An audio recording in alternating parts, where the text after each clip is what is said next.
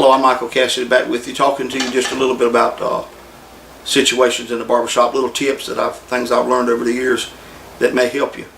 I know I encountered an elderly gentleman, probably 60 years old, and he says, I want a over-the-ear haircut. So what that means to a barber is I want to cut it around the ears. He didn't say leave it over the ears, he said I want an over-the-ear haircut. So immediately I went and cut, most older gentlemen cut around the ear. He said, no, I didn't want it cut around my ear, I wanted to leave it over my ear. But he said, I want an over-the-ear haircut. So those little words that they play on, a lot of times people do that maybe trying to get a free haircut. So they got little strategies they use, just like going to the store and pulling out a $100 bill at the country store, buying a Coca-Cola. Well, I ain't got change for that $100 bill. Well, I'll just pay you later. That's the kind of stuff they do, and when they do those kind of things, maybe trying to get over on you. Then you got people who say, well, I left my wallet in Society Hill after the time you finish with the haircut. So I got to run back and get my wallet and I'll be back to pay you. You never see them again. Or maybe they come in at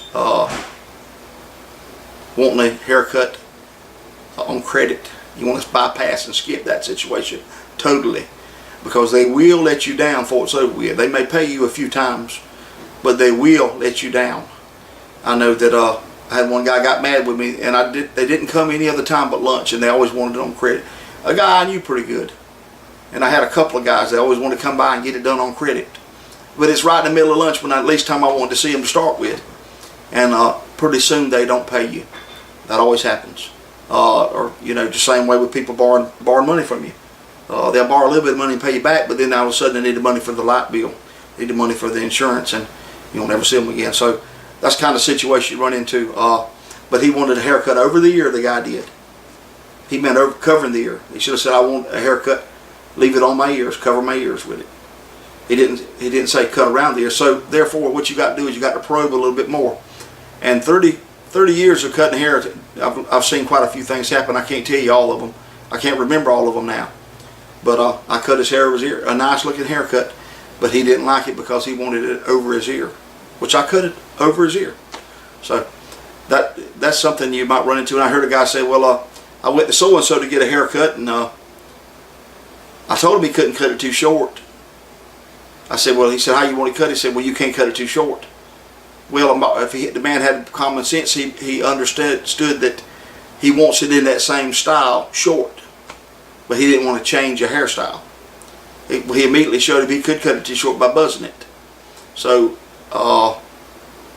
hairdressers got to have common sense when you're talking to people and trying to get in do business with people.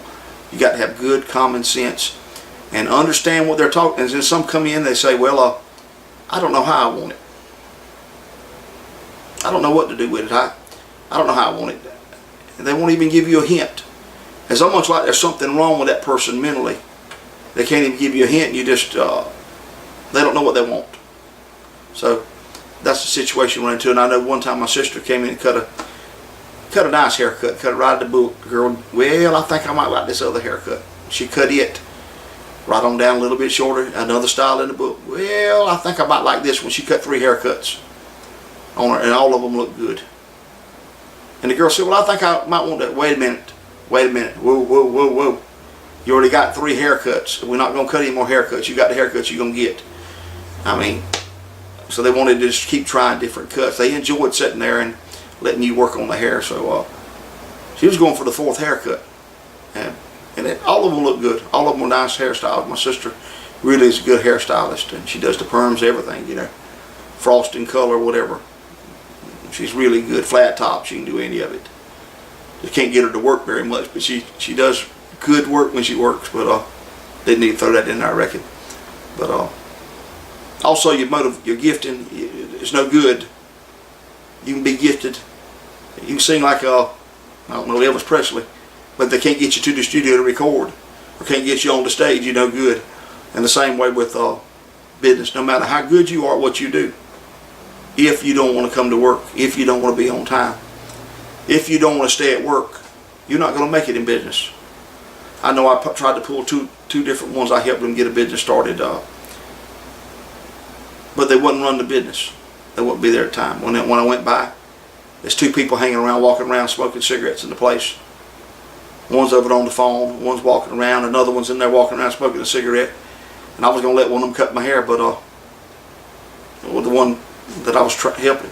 But if they're not going to run the business, that people didn't say, well, I'll see you later. They just hung around there smoking the cigarettes, walking around. And it won't long the business closed down. Even though they could have had a great business, they had a great location. I put the money in it, but you can't take somebody that doesn't want to work and put them in business. You've got to find some people that want to work. And if you want to work, you'll be successful in business. But a lot of different things that I've noticed. I know I've seen people come in and say, I want to get all my hair cut off. A lady comes in. Oh, we all have different times and moods.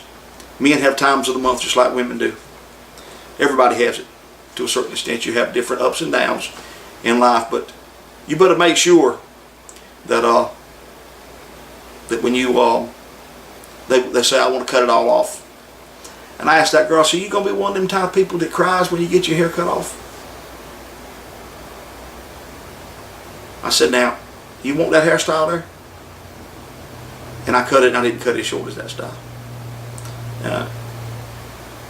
Because she was in a mood. She didn't think. And she cried because she really didn't want it short to start with. You know, and it was funny how I asked her, are you going to be one of those type of people? And I give her a nice looking haircut. But she didn't really want it short. In her mind, I want to get rid of it. But, you know, make sure that's what they want. When you, if you're doing buzz cuts, flat tops, whatever, some people you're not going to satisfy. One girl came in, her hair is kinky, rough looking, on drugs, doing everything in the book probably. I didn't really want to put my hands on her hair, to tell you the truth. It was so messed up. I didn't do no more than I had to do to it. Just cut around the face a little bit, and I left it. I didn't want to put my hands in it. She didn't get a shampoo. I'm sure she went off and showed that haircut to somebody that I didn't do a good job on. Look what Mike did to me. But she didn't say, hey, I'm nasty looking. You know, I was nasty when I went in there, and dingy looking, been out partying 3 or 4 days. You know, that she didn't bother to tell that. Probably. And the same one with the people with the kid with the nets. You know, I didn't finish that haircut up like I wanted to because I didn't want to mess with those nets. And there's 1 or 2 that I saw running, you know. And that happens. So you have to kind of clean up behind that and go on. And same way with this other person. If I could have shampooed her hair and washed it out good and cut it good and blow dried it, been no problem. But you know, you got all kind of situations with people. Find out what they want and cut it like they want it. You don't have to go extra short with it. You don't have to give them their money's worth. The money's worth is to cut it like they want it. That's all you got to keep in mind. I thought, I need to give them the money's worth. They don't want the money's worth. They want you to trim it. If they say just trim it slightly, they want you to trim it slightly. That's all they want you to do. And so that's some of the things I've seen in business. And I'm running out of stories slightly, but I'm sure I'll think of some more probably. But somebody said they wanted to hear more of the different things that happened in my business. A lot of people give me messages and let me know that they wanted to hear more about that. So we appreciate you listening. I'm Michael Cassidy. I'm a master hair care barber over in Cheraw, South Carolina, over here in Rebel Country. We don't hold a grudge anymore, though, so you're okay. But we thank you. We appreciate you. And thanks for watching.